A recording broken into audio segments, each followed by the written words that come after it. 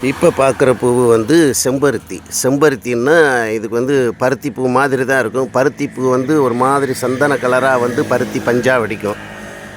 இது வந்து பஞ்சு வராது, இதில் பூக்கள் மட்டும்தான் வரும். இது வந்து தெய்வங்களுக்கு சமர்ப்பிப்பது.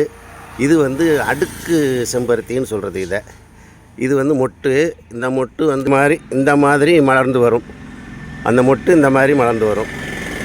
இந்த மாதிரி மலருது அப்படின்னாக்கா, இது மலரும் நேரத்தை பார்த்திங்கனாக்கா சூரிய பகவான் உதயத்துக்கு அப்புறம் தான் இது மலரும்.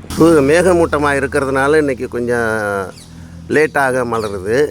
சூரிய பகவான் காலையில் 6 மணிலேருந்து 6:30 மணிக்குள்ளே வெளியாகிட்டாருனாக்கா இது 7:30 மணிக்குள்ளார இந்த மாதிரி தெளிவாக வந்து அடுக்காக வந்து மலர்ந்துடும். இந்த செம்பருத்தி வந்து அழகாக இருக்கும் பார்க்குறதுக்கு. மனம் இருக்காது, அது ஒரு லைட்டாக ஒரு விதமான வாசம் வரும்.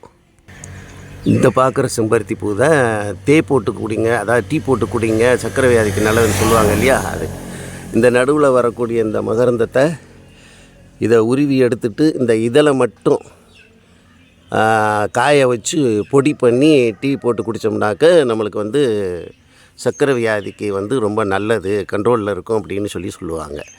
இது வந்து 5 இதழ் வரும். இதில் 5 இதழ் வரும். அது அடுக்கு, இது 5. இதை பாருங்கள், நல்லா 5 இதழ் இருக்கும் இதில்.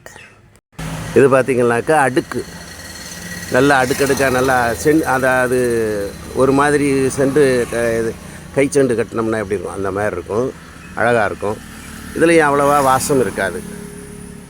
இது வந்து செம்பருத்தி வகையில் சேர்ந்தது. செம்பருத்தியில் நிறைய வகை இருக்குது. இந்த முதல்ல பார்த்திங்கன்னா இல்லையா 5 இதழ் கொண்டது, அது வந்து மலேசியாவினுடைய தேசிய மலர். அந்த செம்பருத்தி வந்து மலேசியாவுடைய தேசிய மலர். இந்தியாவுக்கு எப்படி தாமரையோ அது மாதிரி மலேசியாவுக்கு தேசிய மலர் அது.